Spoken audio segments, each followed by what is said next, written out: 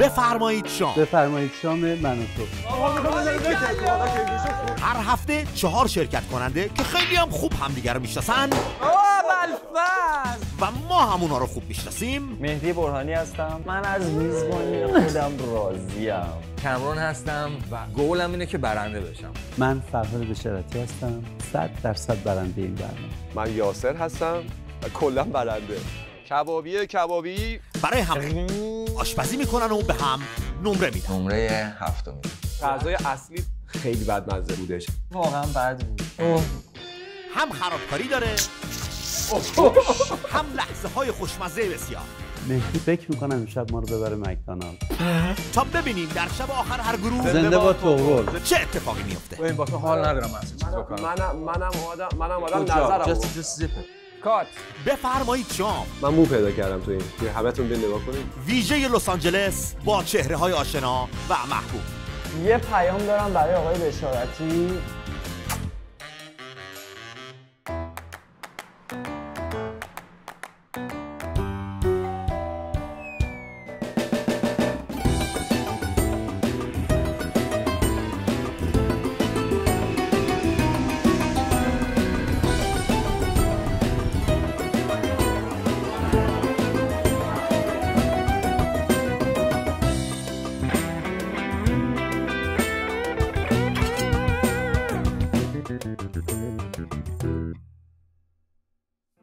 خانم ها آقایان با درود بیکران، امیدوارم خوب خوش سرزنده و تندرست باشید. شب دوم از گروه آخر ویژه لس آنجلس رو در بفرمایید شام براتون آماده داریم که بریم با هم دیگه ببینیم.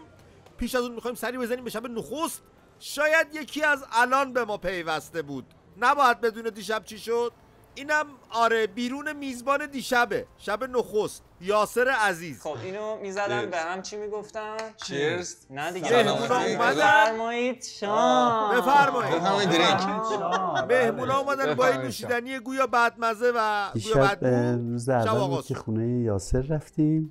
اولا بسیار خوشرو، انگار مثلا سالیان سال از دورا دور همدیگر رو میشناختیم ولی هیچ وقت ملاقات نکرده بودیم. دیدار دست نداشت. در نکنه، خیلی خوشمزه. آره. خب دیشب خیلی خوش گذشتش. یاسر خیلی هست خیلی خوبی بود، میزبان خیلی خوبی بود، خیلی میزبان گرمی بود. کامران که آشپزیش خیلی خوبه، خیلی به دیتیل توجه میکردش. آقای بشارتی هم همینطور، خیلی حواسش به همه چی هست. وقتی من داشتم دستکشامو میپوشیدم، آخه من واسه هر چیزی دستکشامو عوض میکردم، میدیدم که داره با توجه داره اینجوری از اون دور داره نگاه میکنه. حواسم بود بهش. آقای بشارتی حواسم به همه چی هست. بعد مهدی هم که دیگه خیلی گیر میداد. البته حواس های بشارتی به تو بودا. خوشم میاد مهدی همه چی رو گاز میده.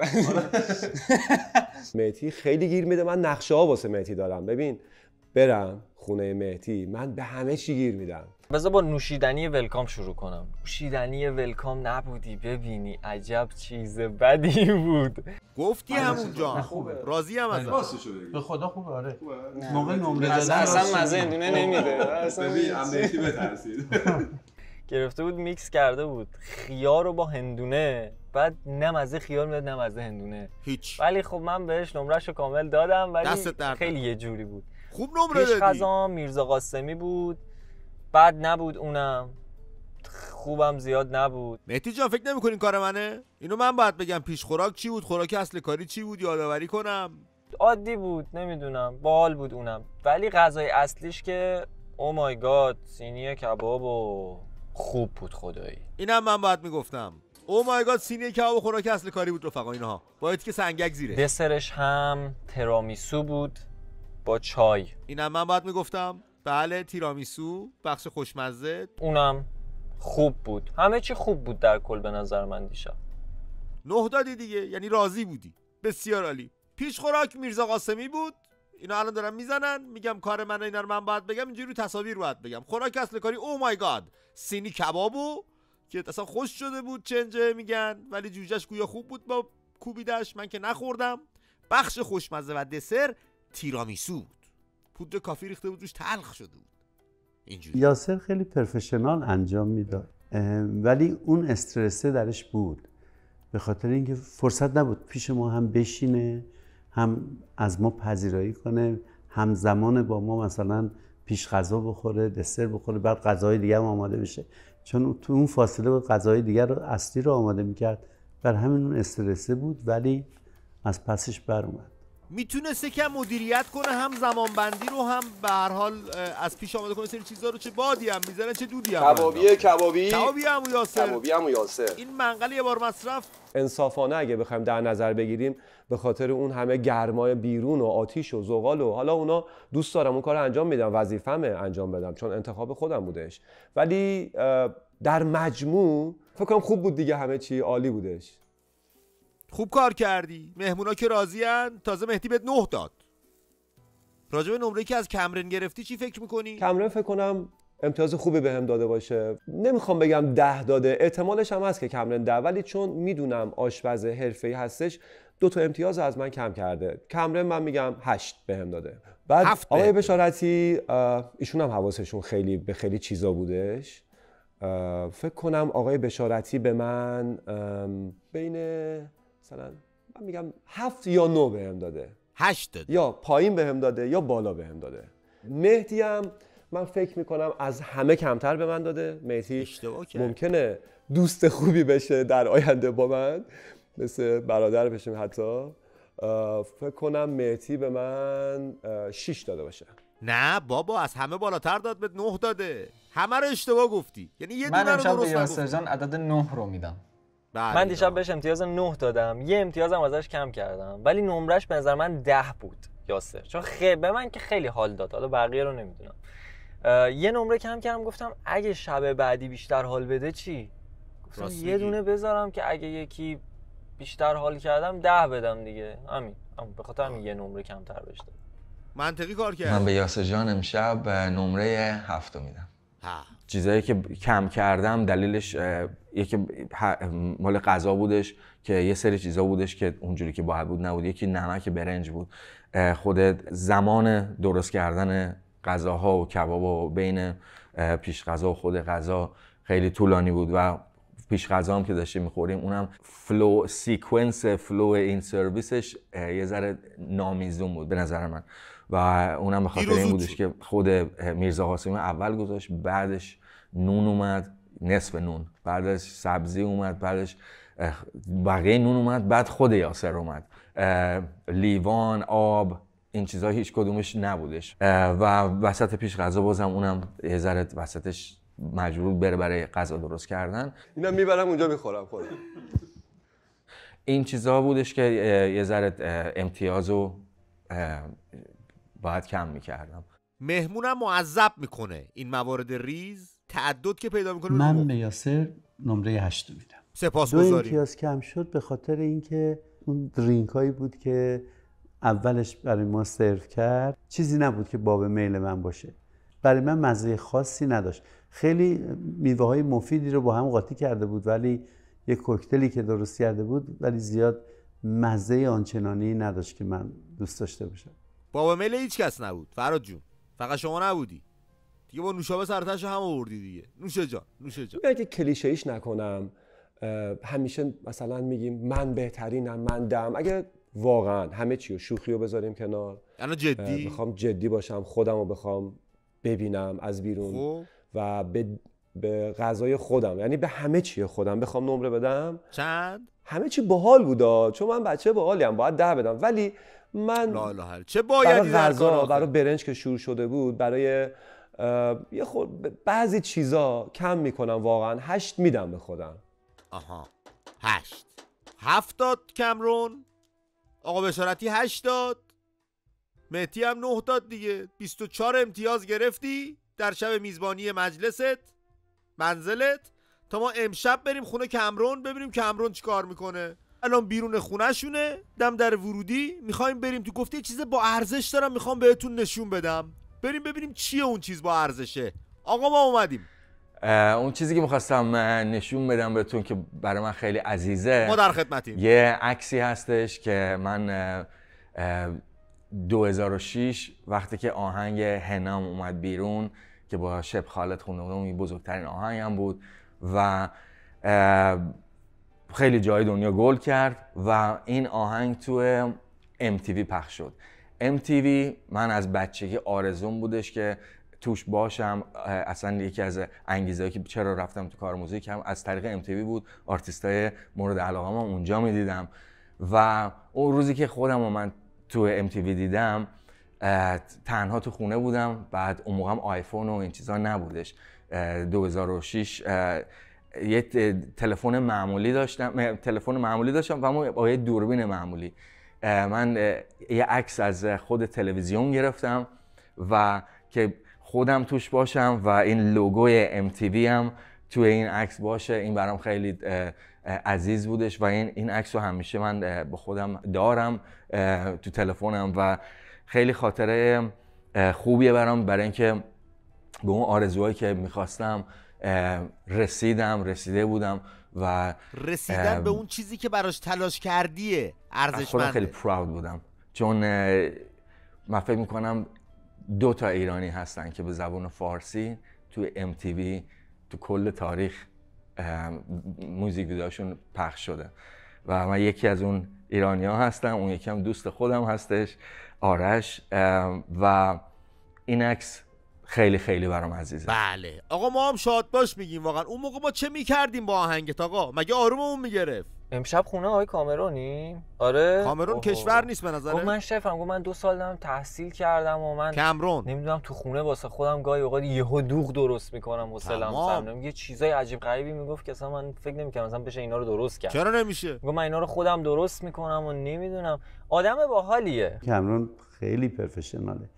اصلا وقتی من دیدم یاسر و کامرون اونجا هستن و اینا، دیشب برای اولین بار دیدم، گفتم خانم اجازه اگه میشه گروه ما رو عوض کنین چون کامپتیشن با اینا خیلی سخته، ولی با همه حرفا ما کار خودمون رو میکنیم. تمام. شما قول اولی دیدی کامرون یه غذای فنسی درست کنه غیر ایرانی. خب هر دوتاشو دوست دارم، هم ایرانی هم غیر ایرانی. اصلا خیلی دوست دارم ترای کنم غذای مختلفو. مهدی هم که مهدی رقیب من نیست. من مطمئنم مهدی غذاش خوب نمیشه. مهدی غذاش خوب نمیشه. من مطمئنم. خودش هم ادعایی نداره. شاید نمره کم بهم داده باشه ولی اوکی. آقا من یه نفر رو میاد تو ذهنم، فقط کامرون. برای چی؟ من فکر می‌کنم کامرون یه ذره خطرناکه. حریفته؟ حواسش به همه چی بود. آها. خب آشپزه. حرفه‌ای آشپزه. دوستان پیش خوراکی که کامرون برامون آماده کرده کریسپی تاکو دریایی. یعنی با میگو اینا باید باشه لابد. پیش غذای امشب 2 مدل تاکوه و با زرورقای وانتان درست شده.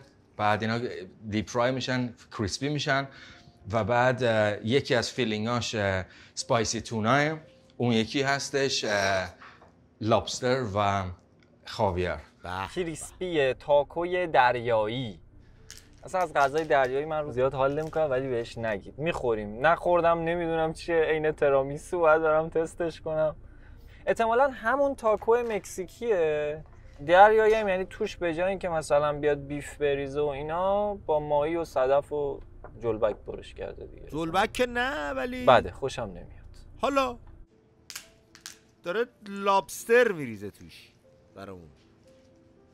به به گوشتو بین سفی حرف میزنه با کریسپی تاکو دریایی. خب اوکی ممکنه چیه؟ یه غذای دریایی کریسپی پخته. تاکو دیگه پخامه. یه تاکو فکر کنم یه غذای مثلا پخته دریایی. خب خام که نمیدن که. ما در مسیر به آمریکا توی مکزیک خیلی گیر کردیم. مثلا تو جنوب مکزیک همش تاکو میخوردیم دیگه، تاکوهای مختلف و تاکو دوست دارم در کل ولی دریاییش رو دوست ندارم.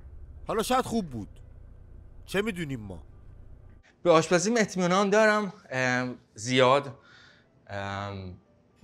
و آشپزی به آشپزی اعتماد زیادی دارم تو مزه و تو فرم درست کردنش و اکثر موقع ها کسایی که براشون غذا درست میکنم اکثر میگم 99% خیلی راضین از چیزی که درست میکنم. دیگه ببینیم این گوشت لابستره که از قبل پخته شده، بعد خنکش کردم چون این غذای خنکیه. سرد سرو. کریسپی تاکو دریایی تا حالا نخوردم، نمیدونم چیه، ولی از اون کلمه کریسپیش که خیلی خوشم میاد. حتما یه چیز ترده به صورت تاکو رو میشناسم، ولی تاکوی دریایی هم حتما میتونه ماهی و صدف و میگو و اینا باشه، با اونا داره تاکو کریسپی درست میکنه. به نظرم چیز خوشمزه‌ایه. آره نه میشه راحت فهمید کریسپی تاکو دریایی یعنی غذای دریایی. بله خیلی سپاسگزارم آقای بشارت. من سال 2000 بودش که تصمیم گرفتم برم مدرسه آشپزی و اونم به خاطر اینکه علاقه خیلی زیادی داشتم به غذا درست کردن و هر غذایی رو که بیرون می‌خوردم خیلی سعی می‌کردم دوست داشتم بیام خونه بازم از اول درستش کنم از اون چیزی که خاطره ازش داشتم و برای خودم همیشه غذا درست می‌کردم تو خونه، لذت می‌بردم. برای همون گفتم دوست دارم اینو برم پروفشنالی یاد بگیرم این کارو و این شد که سال 2000 رفتم کالینری سکول. این سیراچاست، این یه ذره اسپایسی زیاد نمیخوام چیز کنم چون خودم زیاد اسپایسی نمیتونم بخورم، اما شاید دوستای عزیزمون نتونن اسپایسی زیاد بخورن، اما برای مزهش چیز خوبیه. سیراچا میو و تصمیم گرفتم که برم مدرسه آشپزی و اونم دوره 2 ساله بودش که بعد از اونم دیگه شروع به کار کردم پروفشنال تو جاهای مختلف، تو هتل‌های مختلف، رستوران‌های میشلین استار و رستوران‌های فرانسوی ایتالیایی معمولی. بسیار عالی. آقا حرفه‌ای کاری. چیزی که دارم اد می‌کنم یه مقدار سیلانترو به اروپایی میگن کوریاندر، اینجا میگن سیلانترو. چراشو راستش نمیدونم، اولش برام خیلی سخت بود. از سوئد که اومده بودم اینجا همه میگفتن سیلانترو، یادم نمیموند، هی دوست به همه گفتن کوریاندر، اونا میگفتن وات، خلاصه نمیفهمیدیم هم دیگه رو. یکم لیمو تو غذای دریایی، لیمو یه خیلی خوشمزه میکنه، اصلا تعیین کننده است. من غذای دریایی دوست دارم ولی یاد یه چیزی میافتم. چی؟ آخه مثلا من هر وقت با کامران رفتم غذای دریایی خوردم، کامران هومن، البته باید همیشه اسمشون باید با دومیش هم بگیم هومن، با کامران رفتم غذای دریایی خوردم، میگفت یاسر اینا که داری میخوری اینا همه سوسکای دریایی هست. خب سر به سرت میذاشته، میخواسته تو کمتر بخوری سهم خودش بیشتر باشه. سوسی هم ولی دریایی هم، تو دریا زندگی میکنم ولی میخورم، دوست دارم اگه کریسپی باشه. واقعا راجع به تتوات هم به کامران گفتی؟ خوب پخته باشه. نگفت. یه مقدار از خود کویاری که بعداً برای تزیینش خواهیم استفاده کنیم اینم میره توش. کامران من مزه‌شو هیچ وقت دوست نداشتم. برای هم تکسچرش، رنگ توش خیلی قشنگ میکنه و اینم یه اینگریدینتی که من خودم خیلی دوست دارم اگه باز بشه. اوکی. لیمون اویل، این کانسنتریت لیمونه، بوی لیمو میده اما مزه ترشی لیمو رو نداره، فقط مزهشه، اسانس لیمو و اینم خیلی کم باید استفاده کردش اما خیلی عطر خیلی خوبی داره. of course salt، نمک فرش تازه، بله، فلفل فرش، البته که فلفل تازه.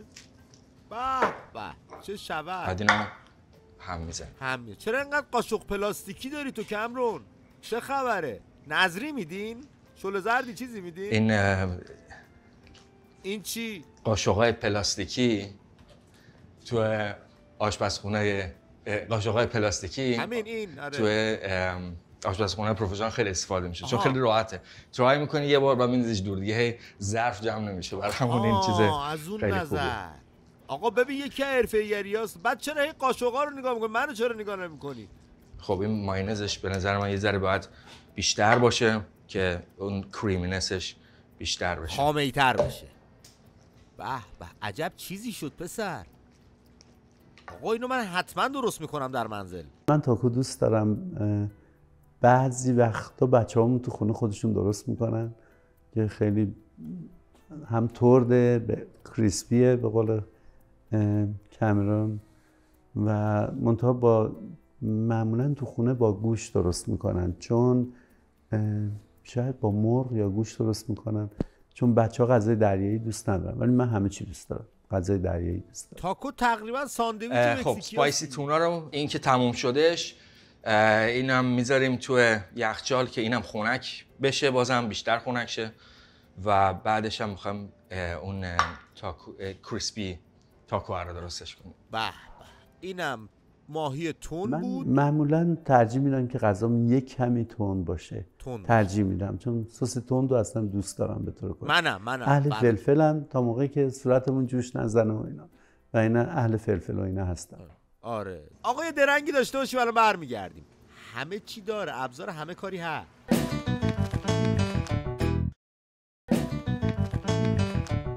برمیگردیم به ادامه آشپزی و میزبانی کامرون در شب دوم این گروه، جایی که میخواستیم تاکوها رو آماده کنیم، نونشو. کریسپی تاکوها رو درست شدن، 2 سری درست کردم و وقتی که مهمون ها اومدن نشستن، فیلینگ ها رو 2 تا فیلینگ های لابستر و تونا رو میذارم توش و همون موقع باید سرو بشه. چون الان میکنیم که کم نرم میشه و ساگی میشه. تمام. That's it. این از این. کی اومد؟ صدا در اومد. آقا خوراک اصل کاری رزماری لم به سبک فرانسوی. رزفاریه اون؟ لم؟ اون فاریه؟ به سبک رزفاری لم چیه؟ رزماری. این لم همون لمبه؟ لم. یا این لمه؟ لم آقا لم. به سبک فرانسوی. خب حالا فرانسویشو که میدونستم قطعا. بررس. رزماریه. من چرا میگم رزفاری؟ آقا شما به خدا بد نوشتی، اینو با دست نوشته. اینا قدیما تایپی بود من و تو. سخت. این دست خط کیه؟ من رزماریه. رزفاری لم. آخه ایمو چرا اف؟ رزماری لم. واقعا انقدر بد رزفاری یا رزماریه؟ رزماری آخه لم به سبک فرانسوی. فکر کنم ببین اینم خوشمزه است. من همه چی دوست دارم به جز حلیم. حلیم دوست نداری؟ مگه میشه؟ به رو خوبین.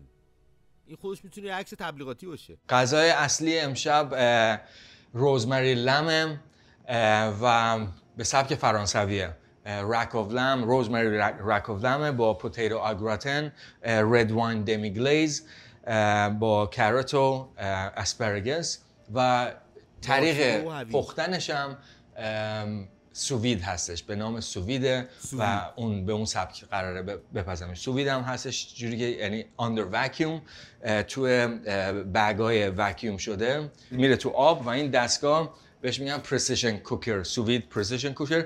روی حرارت خاصی میذاریم، مثلا تو این کیس 158 دیگریز فارنهایت که تقریبا میشه 70 درجه سلسیوس و این رو همون درجه فقط میپزه. نفهمیدم چی شد ولی خیلی حرفه‌ای برخورد کرد با قضیه. نداشتیم تا این سس دمی گلیزمونه، رد واین دمی گلیز هستش و با عصاره گوشت درست شده، گوشت گاو و شراب و پیاز و چیزهای مختلف. رزماری ها هم که دارم میبینم شاخه‌هاشو. به به. کامرون چی کار میخوای بکنی با مهمونا امشب؟ این اسمش خیلی رزماری لم، وگرنه همون گوسفند خودمونه روش رزماری ریختن. نه آقا. حالا ولی به سبک فرانسوی نمیدونم. بیا ببین چیکار داره میکنه. فرانسوی حرف میزنه، سسش فرانسویه چیه نمیدونم. همین دادی رفت دیگه. رد شدم. اونو دیدم. تو سرت تو منو باشه. من چون دوستان دیروز گفتن ولدان دوست دارن غذا رو، من یه ذره اینو زودتر مجبور شدم شروع کنم که ولدان بشه. بعد اونی که برای خودم میخوام درست کنم میدیومه، اون الان میخوام درست کنم بذارم بره تو سووید ماشین. سووید ماشین. ما شیویت داریم ولی ماشین نیست، سبزیه. اوکی. این بگ وکیوم بگم، یه مقدار آلیو اویل، اکسترا ورجن آلیو اویل، ارگانیک هم هستش، طبیعی. روغن زیتون میریزیم توش. یه ذره میریزیم توش. این بعد رک آف لم که دنده گوسفند میشه، بره میذاریم تو. وای دنده کباب حیدری تو کرمانشاه. اون نبگو. اینم برعکسش. اینم رفتون تو. بعد یه مقدار سیزنینگش هم اینجوری هم میشه ریخت توش. آقا نمک. یاد میگیریم واقعا. آفرین. اصلا انتظار نداشتم. ببین رزماری لم، اگه لمو بتونه خوب درستش کنه که من مطمئنم کامرون خوب درست میکنه، چون لم ممکنه یه مقدار بو بده بعد باید خوب مرینیتش کنی، باید خوب از قبل بخوابونی گوشت رو، بعد بیای حالا درستش کنی، حالا به هر سبکی که میخواد بپزه باید، ولی یه مرینیت خیلی خوب باید داشته باشه. البته رزماری هم خیلی کمکش میکنه، خیلی خوشمزهش میکنه، طعم خیلی خوبی به غذا میده.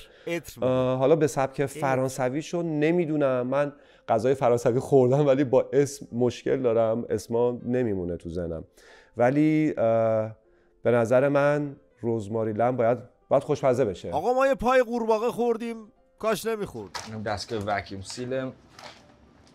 آها ببین همه چی هم داره تو خونه، میذاره اینور هواشو میکشه، میذاره اونور مغز پخ میشه، در میاره میذاره اینور کریسپی میشه، پرت میکنه اونور سرو میشه. عالی کار کرد. این هوا رو میکشه بیرون. در جریانیم. ببین واسه لحظه به لحظه شبش برنامه داره. آفرین. بیا میکست همه رو داد بیرون.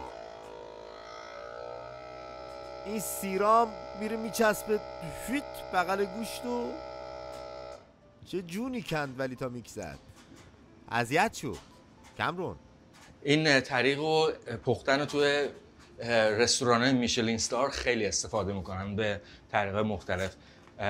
فاین داینینگ ها خیلی هاشون اینجوری چیز میکنن. ببینید هواش کشیده میشه و این با زیر وکیوم میره این تو بی هوا میپزه و اینجا هم 158 نوشته همینجوری میمونه، بس آرامش پخته میشه، آروم آروم برای خودش بی هوا پخته میشه. یا گوشته به خودش بیاد ببینه ما که پختیم که. الان پوتیتو آگراتن دارم درست میکنم و توش گارلیک هست، انسیر، روزمری هستش، سیب زمینی و کریم.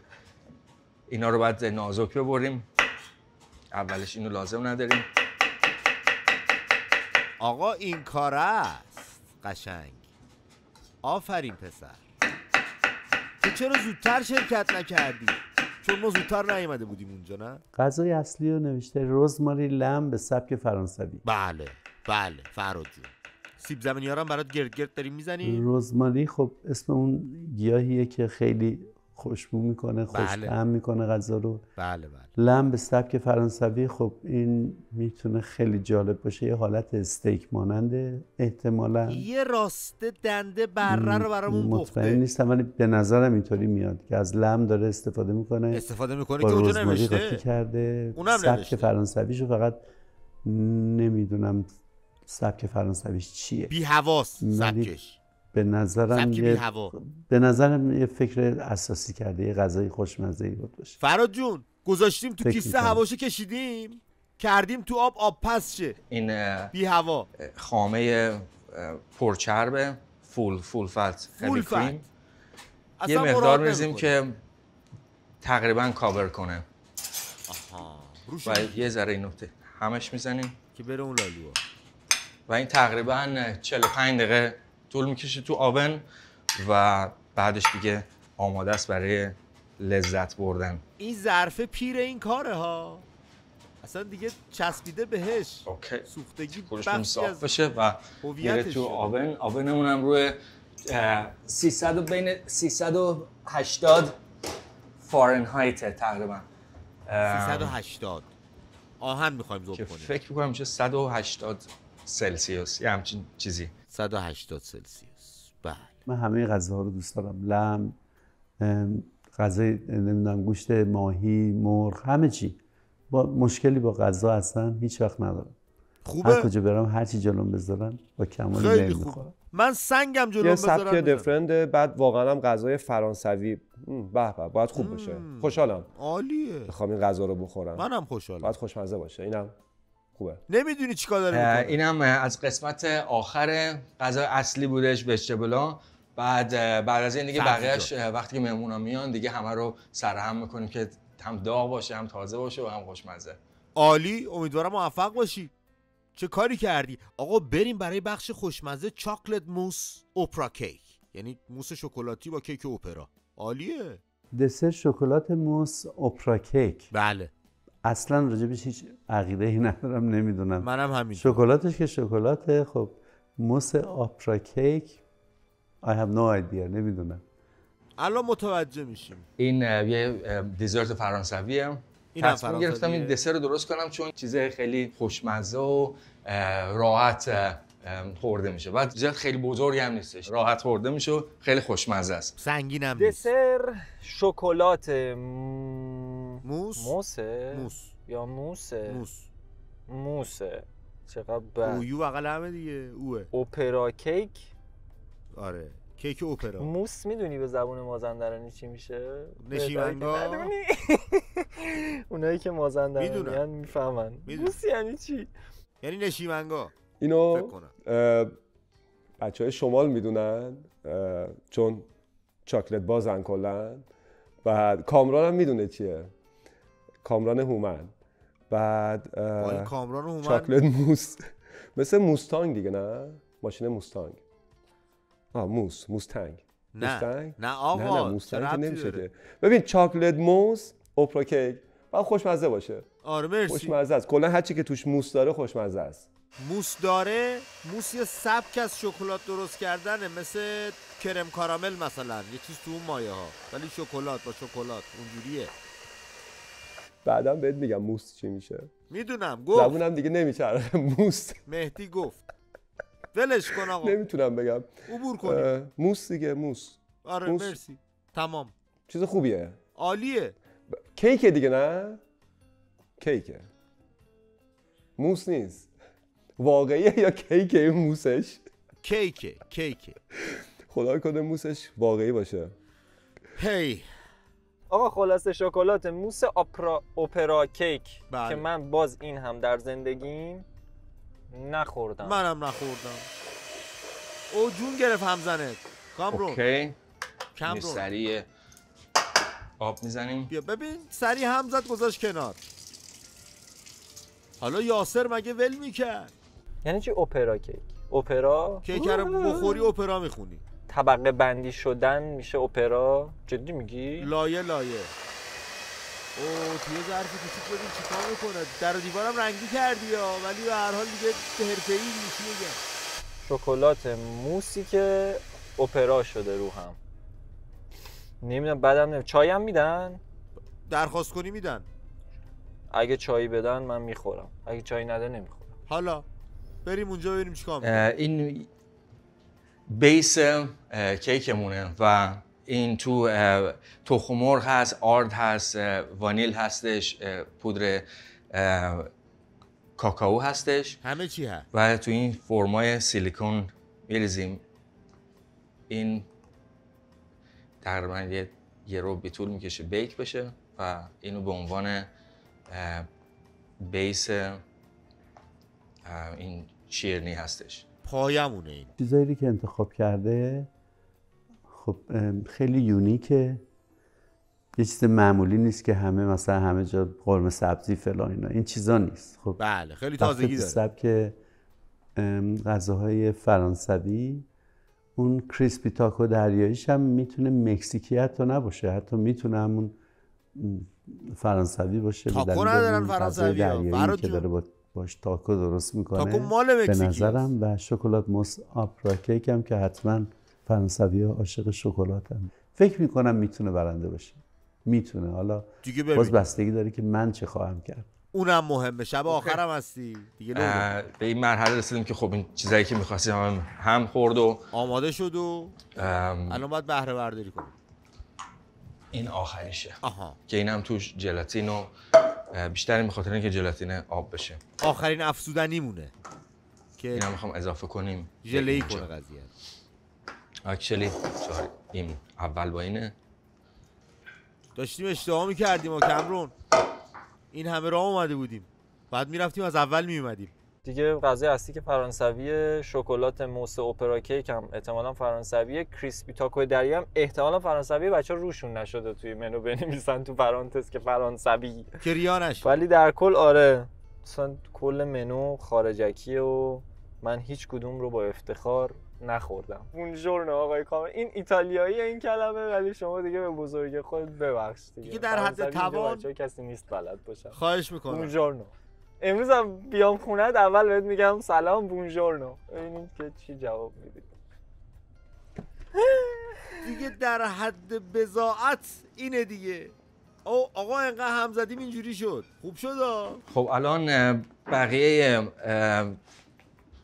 خامه همزده رو ویپ شده رو اد کردم به میکس شکلاتمون و این آخرین قسمتشه و الان بعد از اینم میره توی فرمای سیلیکون برای سفت شدن روی همون بیسایی که از پیش آماده کردیم. متوجه شدم. شف چیکار کرد؟ آقا تریپ امشب فرش قرمز اسکار و شیک بپوشین. کاملا برعکس تم دیشبه. فرش قرمز اسکار و شیک بپوشین. بله فراد. این که بسیار عالیه. یعنی امشب یه ذره رسمی‌تر، فرمال‌تر میریم که انگار میخوایم بریم اسکار. من شیک نمیپوشم. چرا؟ اینو بهتون همین الان جا اعلام میکنم که چون من بدم میاد بهم تحمیل بشه یک چیزی. به نشانه اعتراض من امشب شیک چه اعتراض به چی؟ دیشب که بهت گفتن اسپورت بپوش چرا احساس نکردی به تحمیل شده؟ تم امشب فرش قرمز رد ببین کارپت چیکار کرده؟ اسکار هستش و شیک بپوش. فرش قرمز امروز میخوام اینجا بندازیم و دلیلی که این تم انتخاب کردم بخاطر اینکه تو لس آنجلس هستیم، هالیوود هستش و دوستشم دوستان خودم هممون یه شیک بپوشیم، لباسای قشنگ بپوشیم و شب خیلی خوبی دور هم داشته باشیم و فقط امیدوارم گرمای امروز، چون بیرون خیلی گرمای امروز ما رو یه ذره اذیت نکنه چون ایسیمون اونجوری که باید کار بکنه نمیکنه متاسفانه. حالا ببینیم شاید عرقسوز میشیم که دوستان زیاد نفهمن. چیو نفهمیم داریم میسوزیم تا من دیگه کلا شیکم دیگه، لباس به من میاد. از همینجا از کسایی که تو کار مدلینگ هستن و مدل خوشتیپ میخوام مثل من قد بلند 1.80 من در خدمتتون هستم. غذا، ویدیو، مدلینگ بزن بریم. فول پکیجی ماشاءالله. تمام. اینها آقا این چاکلت موس آماده شد. این الان بخوای بخوری بشکافی اینجوری تو شکلات میریزه بیرون. بعد از این مرحله این میذارم روی سینی، این میره تو یخچال یا فریزر میره که کاملا سفت بشه، یخ بزنه در اصل و بعد اینو یخ زدهش که در میاریم بیرون. یه لایه شکلات دیگه هستش که باید بره روش و بعد بازم میره تو یخچال. امیدوارم از لحاظ وقتی برسیم. تایمینگ خیلی مهمه کامرون. تو هم که آشپزی باید تایمینگ فضایی باشه. شک ندارم میتونی. تو میتونی کامرون. ترتمیزم کار میکنه. این منیو میتواند برنده بشود ولی در عین حال هم نمیتواند. اصلا من نمیتونم در مورد این منو نظر بدم چون هیچ کدومشون نخوردم. تمش هم سخته. حالا امشب ولی میتونه برنده باشه. امشب امتحان میکنی؟ نباشه. آخر شب نظر میدی. داره خوش بگذره یا نه، ولی مثل دیروز خوش آبلی دارن؟ ندارن دیگه. مثلا میره سر منقل اینجوری جوجه بزنیم با هم. خب اون کارا رو تو ایران کردی، حالا اومدی آمریکا یه سری کارهای تازه بکن. چرا موندی اونجا؟ ببین امکانش هست که منیوی برنده باشه، خب ولی من فکر میکنم من برندم. من امتیاز بیشتری از همه گرفتم. کسی به تو کاری نداره. غذای منم خوب بوده. اصلا صحبت تو نیست. غذای منم خیلی خوب بود. خیلی خوشمزه عالی. الان منیوی کامرونه. با تو کاری نداریم ما. این میوه رو از قبل شستم و اینا پلاستیکاش خوبیش اینه که زیرشون سوراخ داره، یعنی اینا اصلا درست شدن برای اینکه اینجوری شسته بشن. نقش آبکشو بازی میکنه و آبش خودش اینجا میره. تمام. اما از قبل شستم اینا میوه ها رو. گفتم این توت فرنگی برای تزیین بعدشه. من دسرمون تو فریزره داره یخ میزنه حاضر باشه بریم برای مرحله 2 و 3. اینم بری کامپوتمون که اونم میره تو یخچال که خنک بمونه. بله در این فاصله ما میریم درنگی داشته باشیم و برگردیم بیایم. برو دیگه، چرا قفلی زدی رو جعبه ابزار؟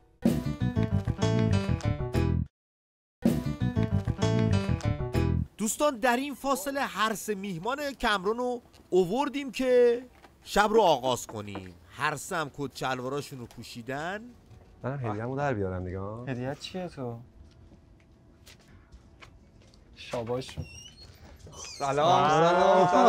چطوری؟ به به. سلام. بسیار خوشحالم. ماشاءالله تیپا رو. سلامتی خوب هستی؟ خواهش میکنم. مرسی. این فرش قرمز یه ذره لیز شاید بخورم و خب حواسمون هست. خدمت شما آی کادوی من به شما گفت فرمونه دستتون درد نکنه. بشم توشه. این مثل عروسی ها هست که پول شاباش میریزه. دستر کلش رو بده دیگه. شاباش میریزه. امروز ما ستایی با هم رسیدیم، بعد اومدیم در زدیم، کامرون اومد و خیلی استقبال گرم و یه فرش قرمز بزرگم پهنی کرده بود، خیلی بامزه بود، خیلی باحال بود. فقط من بعدیش این بود که کادو یادم رفته بود.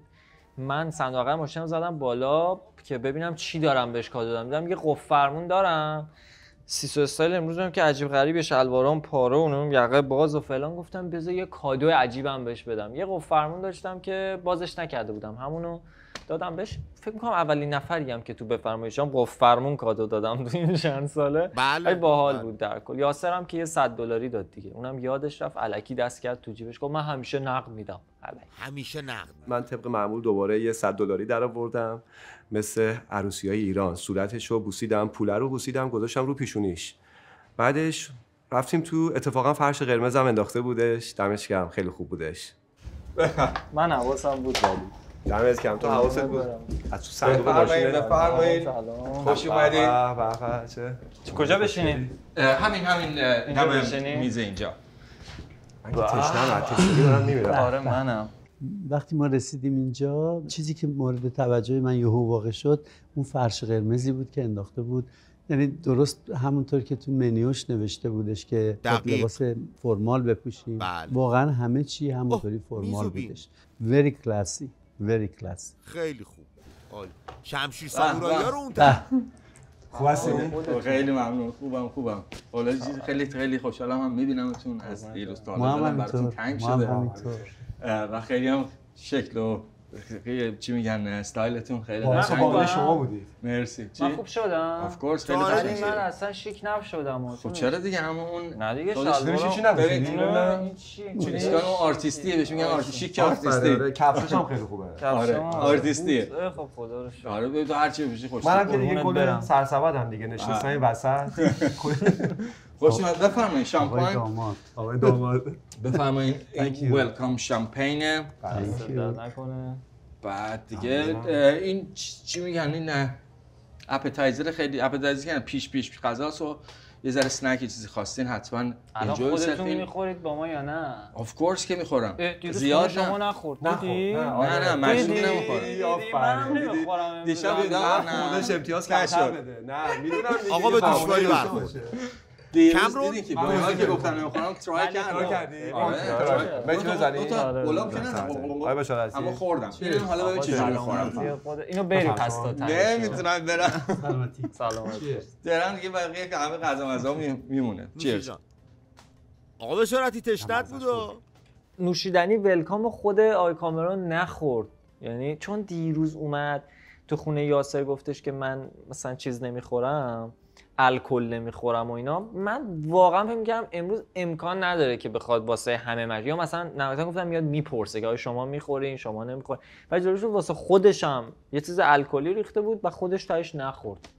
خیلی جالب بود، ولی دلیل نمیشه من نمره کم کنم. میخواست تو جمع باشه دیگه، برای خودش هم ریخته بود که مهمونا معذب نشن. یه خبر خوبم دارم اینه که این با این شکل قشنگی که زدین کت گرما اینجا امروز AC هم درست کار نمیکنه. عیبی نداره. AC کار نمیکنه، یعنی دیگه بعضی وقتا میخواد یه چیزی فال نیک میگیریم. هیچ اشکالی نداره. من آره به شرطی کلا مهربونن. خیلی فال نیک میگیریم. خیلی مهربون. حالا میخوام یه ذره گیر بدم بهش. اما چیز گرم خدا که آقا خودش خیس عرق شده. به عنوان هست حالا یه ذره که چیز شدش درشون میاریم اینا. آره در میاریم. نه من در نمیارم. میچرخونیم ما. دیدیم خراب. آره دیگه. خونه یه مقدار گرم بودش، بعد من پرسیدم گفتم چرا اینقدر گرمه، گفت AC خراب شده. واقعا من اصلا خیس عرق شده بودم. واقعا گرم بود. بعد گرم به خدا. من یعنی همه داشتن شور عرق میریختن، خیلی گرم بود واقعا. ولی من زیاد اونقدر اذیت نشدم چون من لاغرم اوکی بودم. تو چیزی نداری آبشه. اونایی که یکم چربی دارن مثل من اذیت میشن عرق میکنن، تو استخونا عرق کنه؟ بله، به هممون گفت چاق غیر از خودش. منظورش این بود. همه گرم عرق دارن میریزن اون زیر نور، نمیدونم این چیزی که داری فیلم میگی اصلا یه وضعیت بدی بود. آقا 41 درجه سانتیگراده داداش، با چی داری خودتو باد میزنی؟ اون با اون باید نمره بدی، ما همین یه دونه رو داریم، ما چیکار میکنیم؟ 5 داره با اینکه بالا من نیستش. آیه تهیه کننده خانم کارگردان یکی بگیره اینو. با اون اینا خراب میشن. همین یه دست شماره رو داریم لندن آوردیم با خودمون. بشر خودش باد میزنه. آره خلاصه چیزی داری باد بزنیم خودمونو؟ میگم من تا اول زدم باد نزدم خودمو با چی خودم باد بزنم؟ نهایت فوت میکنم راه میرم. ای بابا با کوزه نمیشه؟ با کوزه باد بزنی خودتو؟ حالا یه چیز بگم ها. بریم آقا برگردیم اونجا. بشقابان میشه باد بزنم نه؟ خدا تا اوضاع از این وخیم‌تر نشد و کارمون به سوان سوختگی نرسیده بریم آغاز کنیم. آقا پیش خوراکو داشته باشیم. کریسپی تاکو دریایی. به به چه رخی داره. چیکار کرده کامرون عزیز. هی میخوام بگم کامرون، بعد با خودم میگم کامرون که کشوره. کامرون جون من نونکره نمیتونم بخورم، من این میوه رو میبرم با اجازت بخورم بهش. نوش جان. دست درد. نوش جان. خب بچه‌ها راضی شد، صابخونه راضی شد. چرا نونکره نمیتونی بخوری؟ بسا جلو من چرا میذاری؟ من خیلی طرف شدم. تو بخورتا نیاز داری. دمت گرم. کار خوبی کردی. اینا نمیشه. به چه میکنه شف کامرون. صابخونه ناراحت نشه. آره این آشپز چیره دست پنیر تونون و MTV دیده مملکت. ای وای این مو چیه؟ او خودته. مو خودته. بفرمایید. این الان میام توضیح میدم براتون. قرمه سبزی. اینو میتونم بردارم؟ این گوشت از صاحب میوه به خودش گفت میوه. من اینجا میذارم خودم هندونه میخورم. میذارم اینجا. نه اینجا نزدیک هم باشه. اوکی. مرسی. تو نمیخوری؟ من میوه خیلی دوست دارم. دیزاین غذاش به نظر من خیلی خوب بودش، مخصوصا اون ظرف تاکو استندایی که داشتش خیلی خوشگل بودش. بسیار جالب بود اون ظرف مخصوصش که درست کرده بود برای تاکو که 2 تا تاکو رو نگه می‌داشت. به نظر من ابتکار بسیار خوبی بود. اولین بار بود. دیزاینش خیلی قشنگ بود. پیش غذا روش همون خاویارایی که ریخته بود، اون یکی آووکادو گذاشته بود، ولی بوی ماهی میداد زیاد. آره دیگه خاویار بو میده، هم طعمش هم بوش یکم آزار میده. خب اپتایزری که جلوتون هستش یکیش هست لابستر که فارسیش نمیدونم لابستر چی میشه. خرچنگ خیلی مدل مختلفی، این هم گنده هست. سوسکای مختلف دریایی. سوسکای مختلف دریایی. این بزرگترین سوسکه است. لابستر تاکو و روش هم فلای فیش رو، یعنی میشه تخم خاویار یه نوع ماهیه که بهش میگن فلای فیش. بعدی هستش کریسپی سپایسی تونا. اون ژاپنیز اینسپایرد از سوشی و این چیزا میاد. بعد تونا هستش و گرید سوشی. منم بو کردم مثل تو. میونه دو تا تاکو مختلفه. البته خب هیچ چیزی در اصل با مکزیک نداره با تاکو، فقط چون شکلش تاکوه هم بهش میگن. بعد اینا سس به خصوصی داره که روش بزنی یا احتیاجی نیست. اسپایسی تونای خودش سیراچا ساس روش ریختم. بعد اون یکی هم خودش کریمی هستش چون مایونز داره، یعنی سسش در داخلش هست. از رسیپی خودت همش رسیپی خودت. جای نمیتونیم پیدا کنیم بیرون. اگه خواستیم خوشمون اومد باید. یعنی این فرانسوی نیست. این نه این میشه این ایرانی بیشتر این آمریکاییه، این اینترنشنال، چون از چند تا جای مختلفه اما خب تو آمریکا اینا. این چیه؟ این شیبیده؟ اینا بهش میگن مایکرو گرینز. پیش غذای امروز 2 تا بود. آخه به ما گفته بودن شما میتونی یه پیش غذا درست کنید، ولی کامرون 2 تا درست کرده بود. به نظر من هم اسمارت بود کارش و هم تقلب کرده بود. به خاطر اینکه 2 تا پیش غذا درست کرده بود، من یه نمره ازش کم میکنم اینجا. چرا؟ اول کار تازه شروع کردم. کم نداره که آقا، تاکو داده بود. اوکی. بخوری؟ من میخورم بهت میگم. تو بذار اول یاسر جان بخوری. یاسر چطور؟ کدومو داری میخوری؟ ما همه توی یه صفحه باشیم. پیشمرگ ما. کدومو خوردی؟ تونه یا نه تو لابستر رو خوردی؟ سوسک بزرگه. سوسک دوست داشتی؟ دوست داشتی؟ دوست داری؟ خوبه. سوسکا میدونم. بغلت سفید شده. یه جوری بوی خاصی میده. خب نه این بوی طبیعیه، بوی خودشه. پیش غذا کریسپی تاکو با غذاهای دریایی بود که unfortunately من همه چی دوست دارم میخورم، مزهش برای من زیاد جالب نبودش. غذای دریایی کلا من میخورم و اینو کلا مزهش رو زیاد دوست نداشتم. مزه و بوش و به اضافه اینکه بچهای شوخی میکردن میگفتن سوسک دریاییه، اون بیشتر آدمو تحریک میکرد که نخوره، ولی من خوردم. نوش جونتون باشه. آب بخوریم بشوره برام. بچه چرا اذیت میکنین؟ سوسک دریایی چیه؟ لابستر.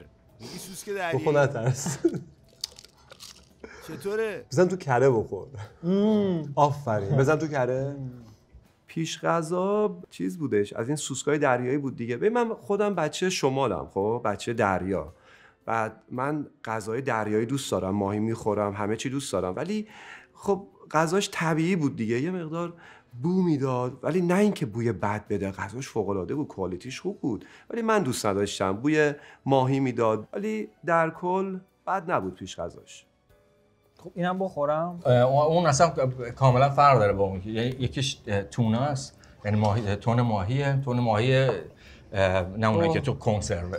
ولی البته بفهم بهترین غذاست. خیلی خوشمزه بود. نوش جان. بوی میده. بو میده دیگه، بچه بخور، شمالی بخور. بخور. ماهی میده. خب دمت گرم. ماهیه دیگه. میخوای بو کتلت بده؟ حالا میگیم کتلت یه سریا ناراحت میشه. این مال من شده.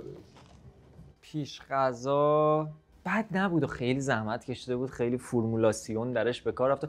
اون چیزه، اونی که نمیدونم چی بود، سفید بود رو شکم خوابه، اون خیلی خوشمزه بود، من اونو دوست داشتم. ولی اون یکی که تون بود، بعد نه اینکه بد بود و من میگم بد بود الان کامران جان نبینه ناراحت شی، بد نبود، من دوست نداشتم، ولی نمره کامل پیش غذا رو بهش میدم. دلیل نمیشه من دوست نداشتم. مثلا اگه شور بود، چه میدونم شیرین بود یا تند بود یا چه بدمزه بود فلان بود، مثلا میتونستم ازش نمره کم کنم. من فقط دوست نداشتم، ولی در کل همه چیش پرفکت.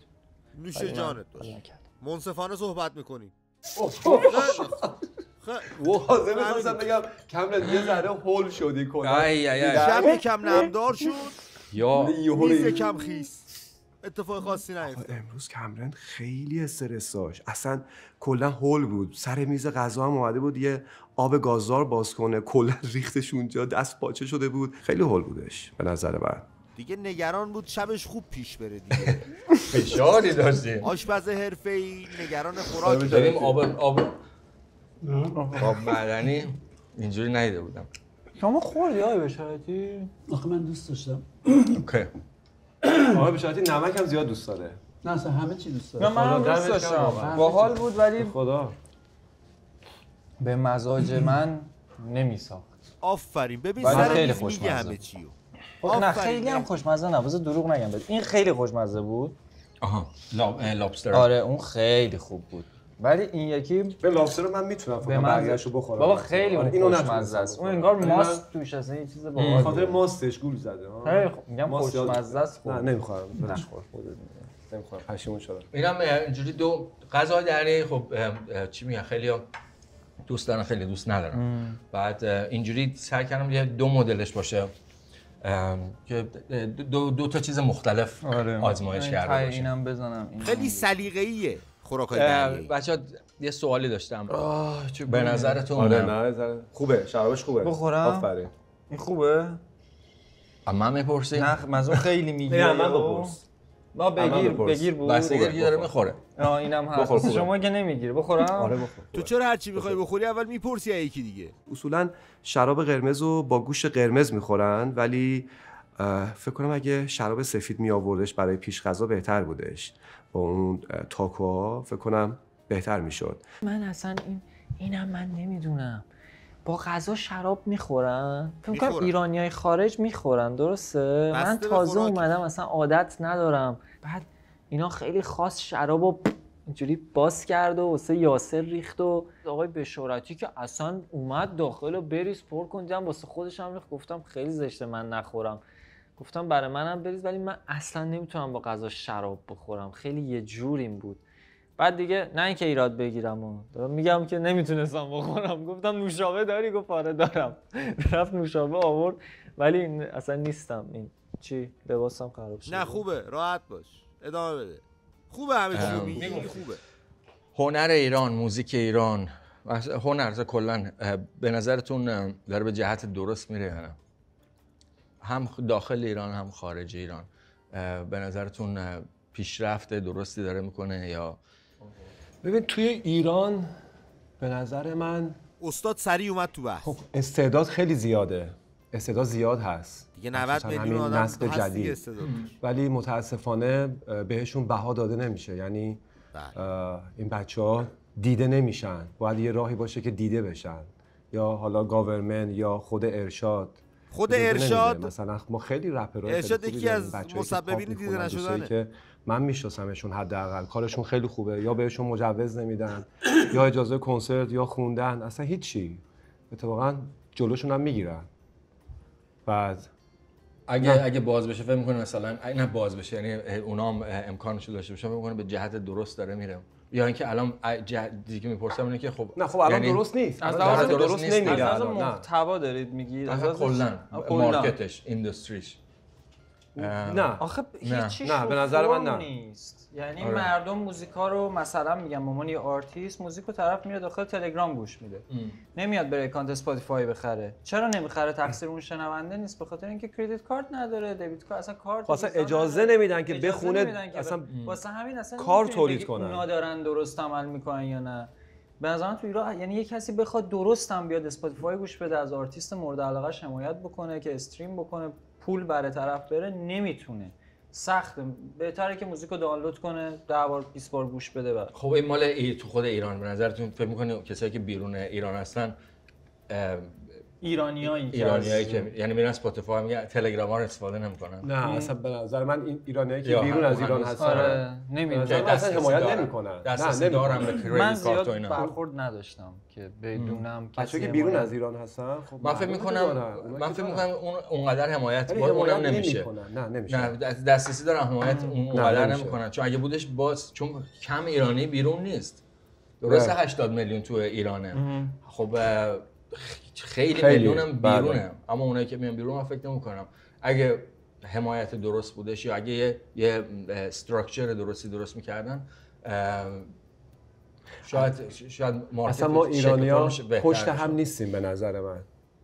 اصلا تو هیچ زمینه‌ای دوست ندارن که پیشرفت کنن. نه اتفاقا من روز اولی که اومدم اصلا آمریکا خیلی‌ها به من کمک کردن، لطف کردن. خب آدم خوب پیدا میشه مگه میشه؟ خیلی هم به من نکردن. خب آفرین. ولی داستان اینه که من داشتم به خودم میگفتم چرا من از ایرانی‌ها انتظار دارم؟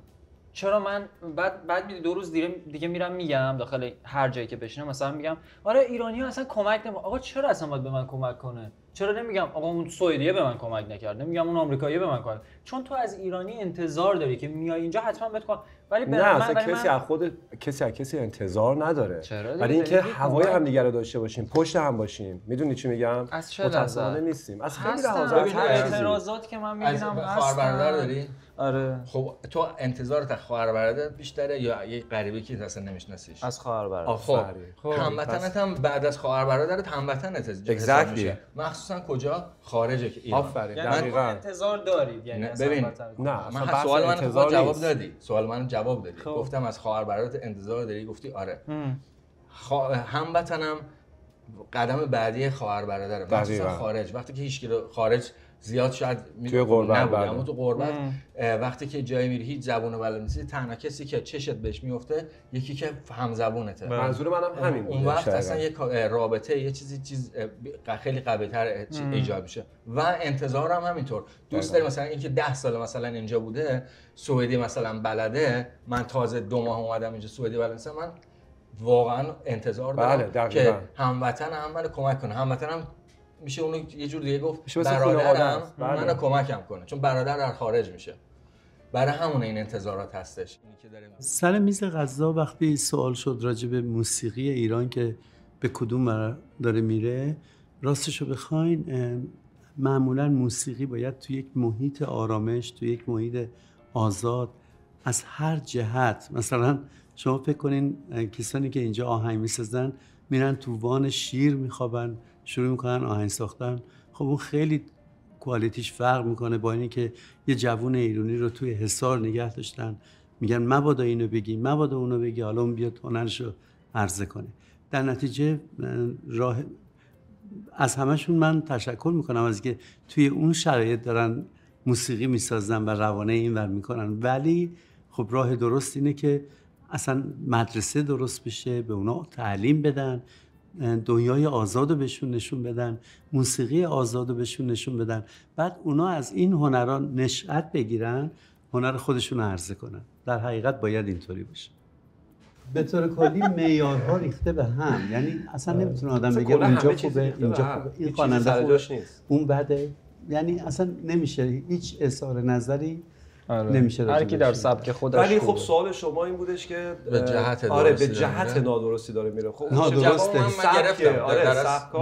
سبک متفاوته، بعد اینکه خب هر کسی سلیقه خودشو داره، یکی پاپ، درست و غلط نداره دیگه. نه خب درست و غلط رو کاری نداریم، ولی اینکه می‌خواستیم ببینیم به سمت درستی داره میره موسیقی ایرانی یا نمیره، که ما تصمیم گرفتیم که نمیره. تصمیم گرفتید که نمیره؟ نمیره؟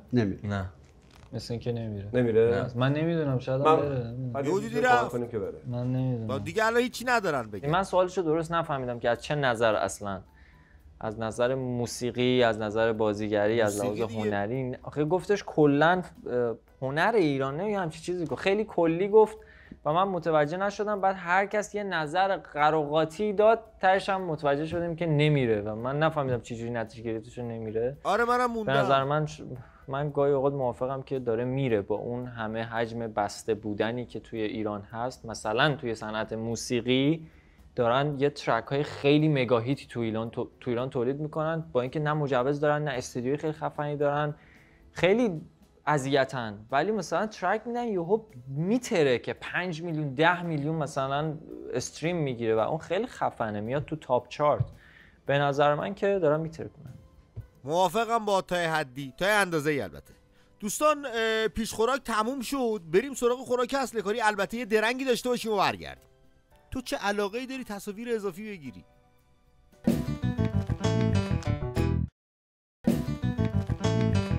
برمیگردیم به شب کمرون، جایی که پیش خوراک سرو شد و خوراک اصل کاری باید بیاد رو میز. شما بیا.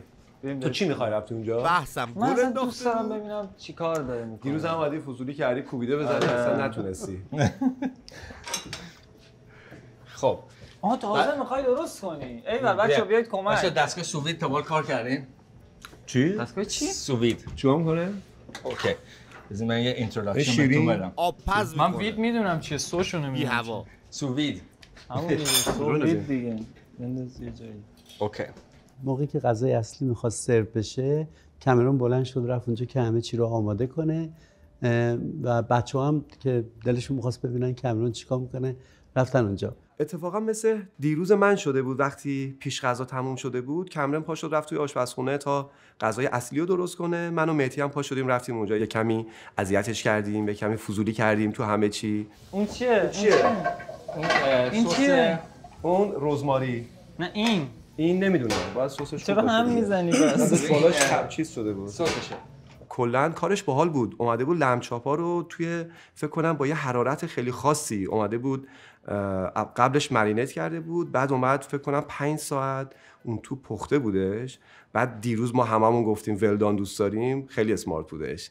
بعد دوباره من سرخش کرد، یه مقدارم ولدان بود، خوب بود. این چیه؟ این هم بزنم ببین نداره؟ نه هم بزنم، چون بالاش اینجوری صفر شده. آی بشارت شما اومدی؟ اومدم که اینا رو بذاری و بری. بذارم و برگردم. اینجا اوکی. خب من ترجیح میدادم که بشینم که قشنگ پذیرایی بشم، ولی بعد فکر کردم که نه، از این فرصت استفاده کنم، حداقل ظرف غذای خودمو که عادت دارم همیشه بعد از غذام خودم میبرم میذارم تو ظرفشویی، بردم گذاشتم اونجا و نگاه کردم اینو اگه کمکی از دستم برمیاد بکنم، که خوشبختانه کمکی احتیاج نبود. حال داد دیگه آقا بشارتی، دور هم دیگه همه دست به دست هم دادیم و شلوغ پلوغ کردیم و نفهمیدیم زمان چجوری گذشت. ولی شما یکم گوشه‌گیری کردی. چرا؟ منم که طبق عادت پا شدم رفتم یه فضولی کردم که چه خبر و بچه‌ها آقای بشارتی هم حتی تا نیمه راه اومد. آره. یه نگاه کرد گفت این جوونا دارن چی کار میکنن. یه نیمخیزی یه شد. نگاه کردم فکر کنم گوشتر از قبل پس کرده بود. حالا یه اینور و اونور که از سرخ شد و دیگه اوکی شد. میگم موافقی از سرخ داره آبپز میشه. بخونه دیگه همون زبون باحاله رو. کامران میتونی بخونی؟ Roma come si tra in amassina hu hu in amassina hu in amassina hu hu Roma come stare Roma come stare come si tra in amassina hu hu Roma come stare bam bam دورانی داشتیم با این آهنگت مادری ایول. چه میکنه؟ کامرون میزبان خوبیه، آدم باحالیه، خیلی کوله. یکم استرس داشت ولی خیلی اوکی بود به نظر من. غذاهاشو کامل درست کرد و غذا فقط این کولره خیلی رو مخش بود. خودش هم از خجالت داشت آب میشد. آره گرم بود. من فکر میکنم کامران میزبان خیلی فرندلی بود. ازش خواستم اتفاقا بخونه، خوندش. خیلی لذت بردیم. همون زبونی که از خودش در آورده بود. بعد فقط یه مقدار نروس بود. این نروس بودنش هم خیلی فانی بودش. خیلی باحال بود. من دوست داشتم. دیگه نگران بود به مهموناش خوش بگذره دیگه. این تتوهای تو رو ما چیکار کنیم؟ 8 شماره خوبیه یعنی. اون تاریخش اتفاق دیگه نیفتاده. سرجم سه شب با هم 20 نداده. منو داری تماشا میکنی؟ داداش الان باید بشینی دیگه برنامه خودت تماشا کنی. آقا خوراک اصل کاریمون رزماری لم به سبک فرانسوی. بعد چیزی درست کرده. میخوام از این نوشابه‌ای که تو حالا میتونی شراب بزنی. چرا؟ با این گوشت قرمز دیگه. این چیه این زیر؟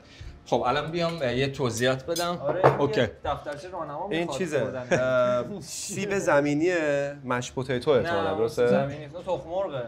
خب حد شما بگم راحت باش. بگو شما. خب پوتیتو هستش سیب زمینی. ایشون گراتن سیب زمینیه و با خامه درست شده و گارلیک و ادویجات دیگه. بعد سس دمی گلیزه که با سس شراب قرمزه و دنده گوسفنده خب و هویج و اسپارگس. بعد ما این چطوری بخوریمشون؟ نصفش کنیم با چاقو؟ آره دیگه اینو با چاقو و چنگال اینو اینجوری نگرش داره بعد سعی کنین این گوشت رو از این استخونه جدا کنین دیگه. اینطوری اینجوری بگیرش. خب نه اینطوری هم میشه نگاه کن. هر جوره با دستم میشه. میخوام با استخونش. آره او آقا بشارتی باشید. به این عددهای تو رو مخ منه وقتی داستانا برام تعریف کردی. ولدام خیلی خوشمزه. نوش جونت باشه آقا بشارتی. بی‌نظیر بود. من دفعه اولم بود می‌خوردم ولی بسیار خوشمزه بودش. دوست داشتم. نوش جونت باشه. حس کردم از اینکه اینقدر تمیز، ظرفای حاضر آماده ترتمیز قشنگ جلوی هر کدوم غذامون رو آورد سرو کرد. بسیار خوب. بری پروفشنال. با توجه به این 2 شبی که گذشته فکر می‌کنم کامرون بیشتر نزدیکه به اون تمی که من دلم می‌خواد پذیرایی کنم. اون 10 که می‌خوای بدی رو اینجا باید بدی. من می‌خواستم همین رو درست کنم. اگزکت همین رو پشیمون شدم. تو می‌خواستی اگزکت همین درست کنی؟ مثلا اسم اینو داره شنیده بودی؟ نه فقط تو شنیدی. من اصلا نمی‌رسی چیه اون. من اصلا تو زندگی ندیدم. تو می‌خواستی آره بچی آفرین ببین اسمش رزماری لم درست کنی. اونم به سبک فرانسوی. دقیقاً همین رو می‌خواست بده ولی پشیمون شد کوبیده داد با میرزا قاسمی. من دیگه حرفی ندارم. چه مزه کره سیب زمینی هم خوبه. خیلی خوشمزه. هیوی کریم زدیه. آقا غذای اصلی واقعا خوشمزه بود. من خیلی دوست داشتم. با اون سیب زمینیایی که گذاشته بودش مزهش خیلی خوب بود. اتفاقا ازش پرسیدم چقدر طعم کره خیلی خوبی داره. گفت از هیوی کریم استفاده کرده بودم. غذاشو خیلی دوست داشتم. اتفاقا من توی اومایگادم درست میکنم. لبچاپم داریم. بعد اینکه خوشمزه تر از اینم درست میکنم. از اینم خوشمزه تر درست. البته من اینو دارم به سبک دیگه میدم اینو. روی خود زغال باربیکیوش میکنم، کبابش میکنم. ولی یه مرینیت دیگه. گراتنم خیلی با کلبسم. مهدی خوبی؟ بخور. ببین این گوشت رو بگیر. ازت. بچه اینطوری. غذای اصلی یه جوری بود. چجوری بود؟ باز نمیخوام ایراد بگیرم، نگید ایراد میگیره. میگیم دیگه. واسه من خیلی جدید بود، ولی میدونی توش آبپز بود، بعد روش سرخ بود، بعد گاز که میزدی توش انگار هنوز یه مقدار نپخته بود، هم آبکی طورشو داشت ولی روش مثلا ولی فکر کنم مدلش بود، چون بقیه خیلی کیف کردن گفتن عجب چیزیه چجوری پختی فلان، ولی مثلا من اینجوری سلیقه‌ام نبود. میگم توش آخه اونقدر نپخته بود دیگه، همون آبپز بود و آبکی بود. مهدی درسته. توشو من زیاد دوست نداشتم ولی روش خیلی خوشمزه بود، ولی باز من خوردم. آقا من بشنو، درستش همینه، ما گوشت رو میکشیم. یه سوال، انقدر میپزیم. از مهاجرتتون راضی هستین؟ یعنی از ایران خارج شدین؟ من خودم، شما هممون از ایران خارج شدیم، از مهاجرتتون راضی هستین یا دوست داشتین مثلا یه کشور دیگه میرفتین به مقصد مهاجرتتون به این مقصد؟ قبل از اینکه بیام اینجا خیلی از دوستام گفتن که امریکا خیلی سخته، بعد به خاطر اینکه همش میگفتن خیلی گرونه، من یادم خیلی از دوستام حتی برگشتن، اصلا برگشتن رفتن ایران نموندن اینجا. ولی من باور کن. جدی؟ آره واقعا خب سخته، مخصوصا تو الی زندگی کردن سخته، کار هر کسی نیست. بعد اینکه من نه اینکه چالش رو دوست دارم، برای همین اصلا تصمیم گرفتم بیام اینجا و نشون بدم هیچ چیزی سخت نیست اگه شما بخوای انجام بدی. هیچ چیزی سخت نیست به نظر من. سوالی که سر میز شام پرسیده بودش کامرن، اینکه از مهاجرتتون راضی هستید یا نه، سوال باحالی بود. بعد من گفتم که مهاجرت کلا خوبه، اینکه اگه شما بدونی داری چی کار میکنی، چون خیلی‌ها تو ایران هستن فکر میکنن اگه الان از ایران بیان بیرون فرش قرمز گذاشتن مثل امروز که کامرن برای ما گذاشت، اینجوری نیست.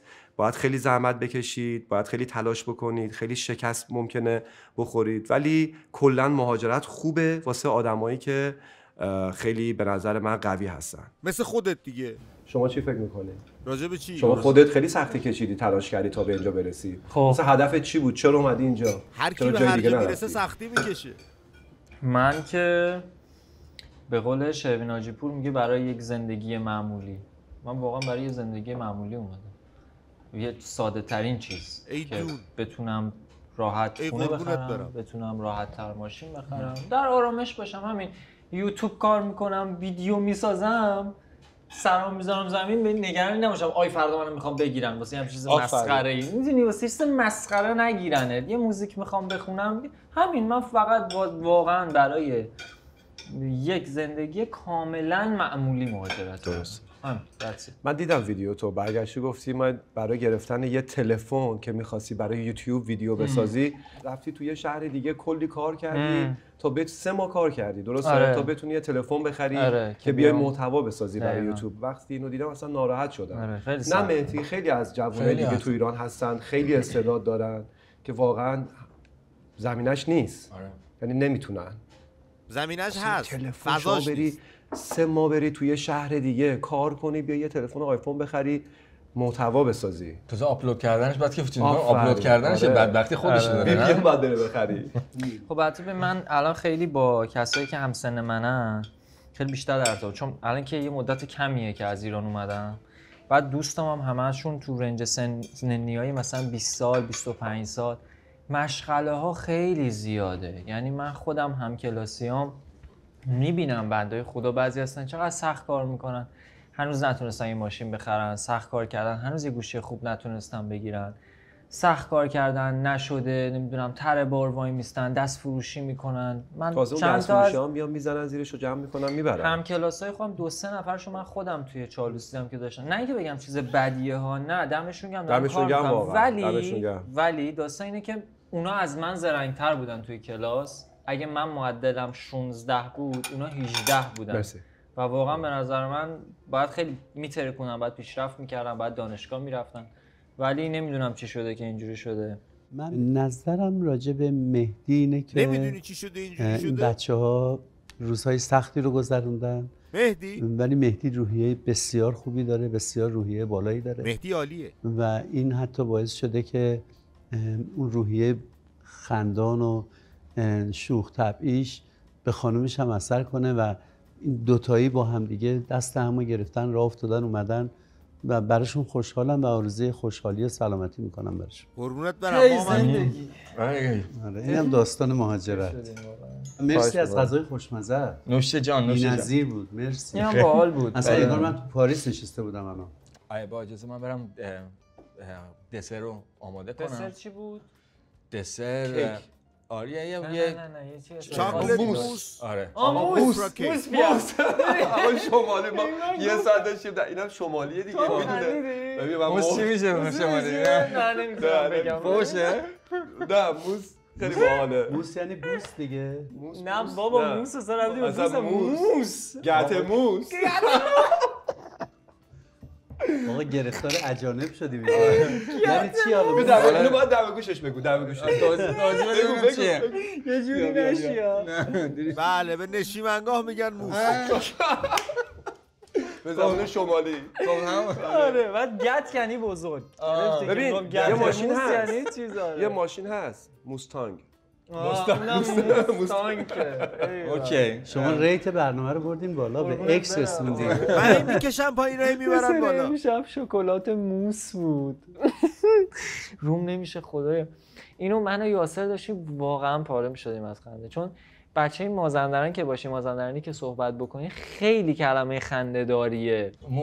شکلات موسم بقیه هیچکی نمیخنده، نه آقای بشارتی نه که این داشتن به زور میگفتن ها ها ها. آره ولی ما واقعا داشتیم. معنیشو گفتیم؟ نگفتیم. نمیشه گفت.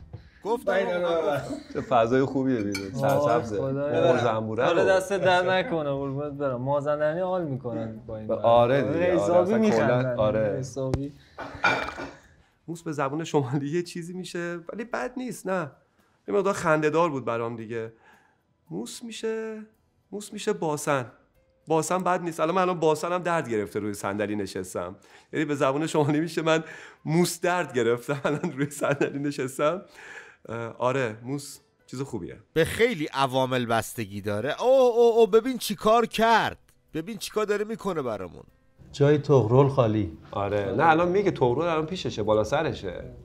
من الان اینجا هستم ولی خب نمیتونم مزه کنم و دست بزنم، فقط میتونم تماشا کنم. شما بذارید واسه منم تعریف کنید. آقا بشارتی تشنته ها، حق داری. خامه سفید هم گرمه؟ نه دیگه چاکلت بوده. توش هستش. توش آردی خامه سفید داره. موسش کجاست؟ موسش زیرش. آی خودش موسه. به به چیکار میکنه جناب آقای چاکلت رو میریزه شف روی کمرون. آقا اینقدر دیگه سوسو شما هم دیگه بس کنید دیگه. چیز میگم نگم. گفتیم خندیدیم تموم شد. داره میریزه رو موسش.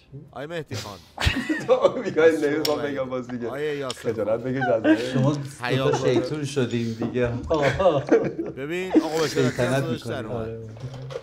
اوه کمرون چیکار کردی؟ امضا کردی گذاشتی کنار برنامه رو. نداشتیم این مدلی تا حالا آقا.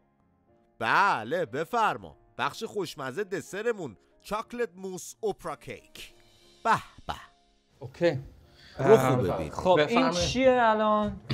گفتیم که یه ساعت توضیح دادیم ولی باز میگه چیه؟ الان باز داره میخواد موس اسپانج کنه. کیک هستش و روش هم موسه و بقیه‌اش هم چاکلت کیک. اونم یه رازبری و بلوبری کمپوت بغلش. بله کامبینیشن خوبی هم تو هم. کمپوت تمشکا. زیاد نفهمیدم چه جونم. چرا با چنگال با چنگال بزن؟ آقا تو خودت هم باید با قاشق بخوری. دسر وقتی آوردش یه دیزاین خیلی باحالی داشتش. خیلی خفن بود. بلوبری گذاشته بود، یه چیزای قرمز ریخته بود. دیزاینش خیلی خوب بود. باحال بود. ببینین به طور کلی دیزاین هر غذایی رو که کامرون آورد یه دیزاین خاص خودشو داشت. و همینطور دسر. اینا همه باعث میشه که آدم احساس گرسنگی کنه، یعنی اشتهای آدمو باز میکنه برای اینکه بخوره. خیلی خوب بود. به چقدر خوشمزه است. شما خوردین؟ آره. معلوم نیست. من شیرینی دوست دارم، ترشی دوست دارم. نوش جون آقا بشارت. کامبینیشن خوبیه. عجب ترکیب عالیه. اصلا یه چیز روانی درست کرد. آره. کامرون یه روز من باید بیام پیشت خودم و خودت دوتایی ببینم چیکار میکنی. من چاکلت زیاد دوست ندارم راستشو بخوای. واسه همین اولش پرسیدم خامه داری؟ خامه سفید. گفت آره توش هست، ولی من از تیست چاکلت زیاد خوشم نمیاد. من چاکلت دوست ندارم، نه اینکه کارش بد باشه. دوست نداشتم زیاد، ولی اون چیزای قرمزی که ریخته بودش اونا خوب بود، ولی من چاکلت موس دوست نداشتم، موس خامه‌ای دوست داشتم. ما دیگه اینو داشتیم و همین رو باید میخوردی و به همین باید نمره بدی. شرمنده. مهدی جان حال شما چطوره؟ آقا مهدی نظری نداری نه؟ با کی هم من؟ خوشمزه بود. خوشمزه بود، شیرین بود، این سوسی که زده بود دوشم تلخ بود، بعد کنارش اون چیز قرمزه که ریخته بود ترش بود، بعد خیلی بامزه بود، یعنی همه مزه ها با هم قراقاتی بود. حال داد، مخصوصا با اون چای داغ تو این درجه هوا توی اتاق که داشتیم میپختیم کاملا کیف داد. کامران جان دست درد نکنه. فکر اینجاشو نکرده بود، اما خب میگن تو دمای گرم چای بخوری حال داد، ولی گرما رو احساس نمی‌کنی. دیگه نمیدونم تو هم که زدی چایی رو که حداقل خودت بخوردی. اینجوری که کامرون درست کرده بود باز اونم به نظر من خیلی خوشمزه بود. یعنی من همیشه دسرها رو تا آخرش زودتر از همه تموم میکنم، چون بعد از غذا دوست دارم شیرینی بخورم یکم. خیلی خوشمزه بود به نظر من. نوش جونت باشه. میخوام تا شما یکم دیگه صحبت کنم، من برم میخوام انترتینمنت امشب با هم چیز کنیم. گیتار اذیت هم نکن. میخوام آهنگ بدم بخونی همونجوری که ما رو چیز نمونه او مای گاد میخونم. من یکی بهم گفتش کدوم آهنگ تو خوندی برنده شدی، گفتم اکچولی آهنگ ما اصلا آهنگ نبود. میاد شاهده من یه گربه بود داشت سر صدا می‌کرد، اون ملودی اون اینجوری بودش. ببین میاو میاو ببرم. آره داداشم دست درد نکنه. نوش جونتون باشه. خیلی به نظرم خوب بود. اونجوری که من فهمیدم همه دوست داشتن و فکر میکنم در کل غذای امشب و فرهاد جان از همه بیشتر دوست داشته، چون اون هم اپتایزر رو هم غذا اصلی و هم دسر رو واقعا معلوم بود که گفتش و معلوم هم بود که واقعا داره راستشون میگه که واقعا لذت بردم. من خیلی خیلی خوشحال شدم از این موضوع. فرهاد رفت رو فضا، بقیه هم دوست داشتن. آقا نوبت سرگرمی نیست، الان فرهاد جان برامون توضیح میده که قضیه از چه قراره. آقا به چرتی این شما اینم سرگرمی ما. سرگرمی داستان بلاکباستر بود که یه کمپانی بود که اینجا میوزیک ویدیو خود ویدیو رو اجاره میداد قبل از اینکه مدیا اینطوره بشه. الان نتفلیکس و اینا هستش، ولی قبلا ویدیو رو اجاره میداد به مردم. بعد اسم اون سرگرمی بلاکباستر بود. این بلاکباستر به این صورت بود که اسامی یک سری از فیلم‌ها رو گذاشته بودن اونجا و ما باید دونه دونه انتخاب می‌کردیم و هر کدومی که انتخاب می‌کردیم اونا نمی‌دونستن اسم فیلم چیه، ولی ما باید با میمیک صورت، با بعضی از کلماتی که مربوط به اون فیلم بود، باید اینو به زبون می‌آوردیم که یکی از اون 3 نفر به اصطلاح بتونه حدس بزنه ما راجع به چه فیلمی داریم صحبت می‌کنیم. نانچیکو؟ نه شمشیر بازی. جومونگ. گلادیتور. آفرین. یک. حالا توی. آفرین. این چی الان؟ داری مرغ جا میکنی؟ کیش. چه فیلمیه؟ چرا خدایی این باید به من میفته؟ چیه مگه؟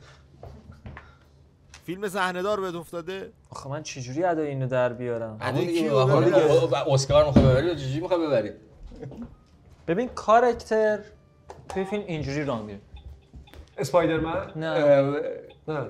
جنگیر؟ تو جنگله. تارزان. آفرین. سرگرمی امشب که اسمشو یادم نمیاد که چی بود، یه کارتی بود میآورد میذاشت، اسم فیلم بود، ما باید اداشو در میآوردیم. این چیه الان؟ فیلمو ندیده بودی میفهمی. من نمیدونم توش. نه من ندیدم. نه من باید جنگ جهانی دومه. تایم اوت. ایول. چی بود؟ هیچکی نبود. تاپ گان. من خودم سرگرمیم زیاد فکر نکردم راجبش که شب خودم قراره چی بذارم واقعیت. واسه همین نمیتونم زیاد ازش ایراد بگم، ولی ایده مثلا خیلی باحالی نبود که بگم خیلی باحال بود، خیلی خنده. باز دیشب با اینکه ایدهش خیلی خوب نبود ولی خیلی خندیدیم، میدونی؟ اوکی. فقط یه چیتا کم داشتی. خیلی باحاله. آقای بشارتی خیلی باحاله. بله. آقای بشارتی استدعا میکنم. اصلا میتونم یه چیزی بگم نه؟ آقا یاسر طوری بود یا اداش فقط در میتونی بگو بگی دیگه، دیالوگ بگی، میتونی ببین، اداش در غذای هر چی. اصلی اصلا خوشمزه نبود. خیلی بدمزه بود غذای اصلیت. نه غذاش اصلا یه کاراکتری بگی که برعکس حرف میزنه تو کلاه قرمزی بود. نه. کلاه قرمزی تو بلاکباستر پیدا اصلا می‌کنه. کلاه قرمزی تو چیکار می‌کنی؟ ببین من چیز بودم چی؟ بگم.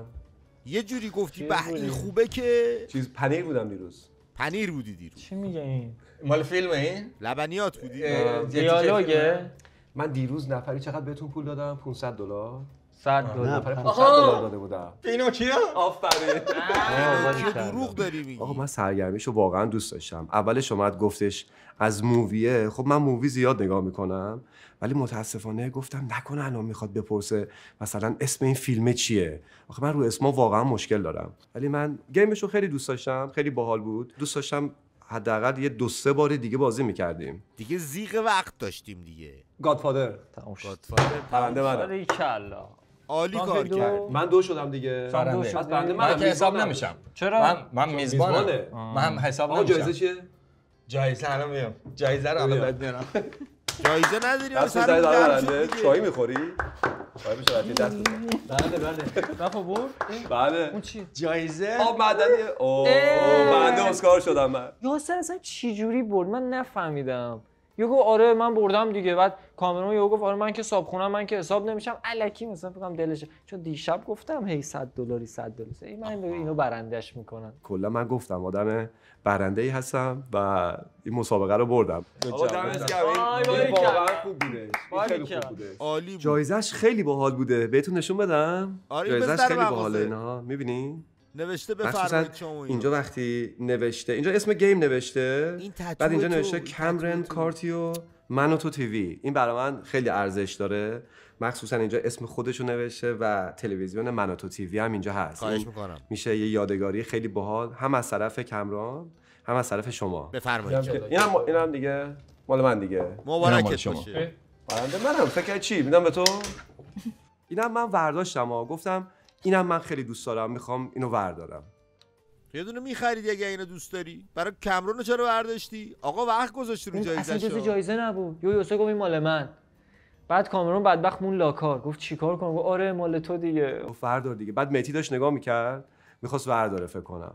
بعد بهش سری برداشتم گفتم چیه؟ به این نگاه نکن. هر دوتاش مال منه. نمیتونی این وسط بیای اینو ورداری مفری کنی. بعد حواسم بهش خیلی بودش. بعد با اینم میتونی باد بزنی خودتو. اون مفری میخواست بکنه. عجب. آقا این از سرگرمی اون بود. آقا من یه لرزشای احساس میکنم. این چیه الان؟ امرجنسی این چی؟ اینو که قد میشد چقدر خوب. چقدر خوب. میگم این لرزشه چیه؟ نه اصلا مهم نیست. نه اصلا الکیه نمیاد. اینا اینجا از این چیزا زیاد میاد. بابا آلارم زلزله است. کلا هر چی میشه. آره اگه بشه واسه همه میره. رفته دیگه الان برای ما بیا اومد. لرزید اومد. داداش رو گسل نشستیم. واقعا اومد. اصلا همینه. زلزله. بیا هدیه که رفت. منم الان پا میشم میرم. نیست. تو خودتم پاش برو. دوستان در چارچوب در قرار بگیرید یا بدوید یه جایی که چیز دور براتون نباشه برید سرتون. چرا برگشتی تو؟ من که میشینم اینجا. چی شد؟ تموم شد. آقا ادامه بدیم. گرم بودا. تو چرا همش داغ میکنی؟ اونا 5 هم به من یکی بهم 5 داد. آقا اونو ولش کن. ما یه ست شماره آوردیم توی برمی‌داری خودت باشون باد میزنی. ما الان نگران خطرات زلزله باشیم یا آسیبایی که تو میخوای بهمون بزنی. بذار زمینش هدیه بین شماره ها رو این بگی. هدیه ترسید رفت بیرون. منم الان میرم پیش کامرون. بده من شماره ها رو بذار زمین. من از خودم خیلی راضی بودم چون انترتینمنتش از غذا انترتینمنت و میزبانی که خودم انجام دادم من خودم راضی بودم. خودم به خودم 9 یا فکر کنم 9 یا 10 میدادم یه همچین جایی. عالی میدی بابا. من 10 باید بدی. نمره 9 رو بهشون میدم. 9. یک دونه فقط کمه. اونم دلیلش اینه که تاکوشو مزه‌شو دوست نداشتم. همه چی رو من معمولا دوست دارم ولی مزه تاکو رو زیاد دوست نداشتم. به نسبت غذای اصلی و دسری که درست کرده بود تاکو رو زیاد به مزاج من نمیومد حداقل. برای این فقط یک شماره کمتر دادم. باش. اینم من به کامران نمره 7 میدم. 7 میدی تو؟ البته امیدوارم که از دست من ناراحت نشه. منم شدم. به خاطر پیش غذاش چون من دوست نداشتم ولی میگم دیزاینش خوب بود، همه چی خوب بود، ولی من دوست نداشتم کلا. برای اون من یه نمره کم کردم. تقلب کرده بود، 2 تا پیش غذا درست کرده بود. یکی هم به خاطر اون کم میکنم. یکی هم نمیخوام بگم دسرش به خاطر دسر، یکی در مجموع در کل به خاطر همه چی. حالا ایرکاندیشن هم تقصیری نداشت، ولی خب دیگه یه مقدار گرم بود، بعد آب خنک نذاشته بود اونجا، مثلا میتونست یه آب خنک بذاره، یه پنکه‌ای حداقل مثلا جور کنه، چون میدونست از دیروز مثلا خراب شده، میتونست یه پنکه بذاره حداقل خنک شه. واقعا خیلی گرم بودش. بعد من فقط به خاطر این چند تا کم میکنم، ولی مهمان نوازیش، خونش، در کل همه چی عالی بودش. فقط به خاطر این چند تا چیز من نمره 7 بهش دادم. بد تا کردی. من امشب به کامرون جان عدد 9 رو میدم. عالی دادی. دلیل اینکه عدد 9 رو میدم اینه که خیلی زحمت کشید، غذاهاش واقعا پرفکت بود، دیزایناش اوکی بود، همه چیش خوب بود. درسته من دوست نداشتم مثلا غذای اصلی دیروز و من مثلا کوبیده رو بیشتر دوست داشتم، ولی جفتش به نظر من خوشمزه بود و هنوز یه 10 رو نگه میدارم، با اینکه کامرون جانم عدد نمرش 10 به نظر من. برای آقای بشارتی، آقای بشارتی رو من خیلی دوست دارم. آقای بشارتی من نیمرو بده من بهش 10 میدم، واقعا دوستش دارم. بسیار عالی. خوب بود، راضی بود. شما خسته نباشی. بفرمایید.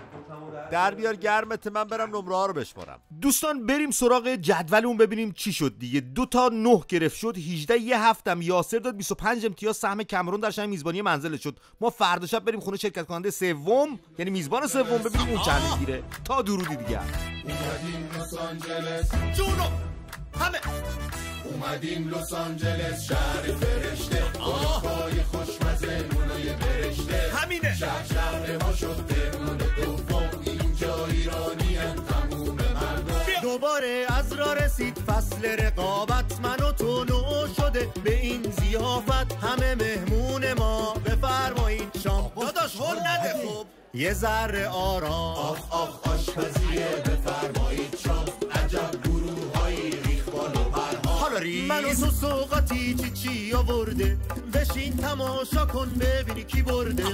هر هفته 4 چهره جذاب که آشپزیشونو نمیدیدی تو خواب. یه شب میزبانن و 3 شب رو مهمون، همه اهل هنر لیلی و مجنون. جواب بده. اومدیم لس آنجلس. بفرمایید شام، بفرمایید شام، بفرمایید. شام چی میدن؟ بیا برو تو.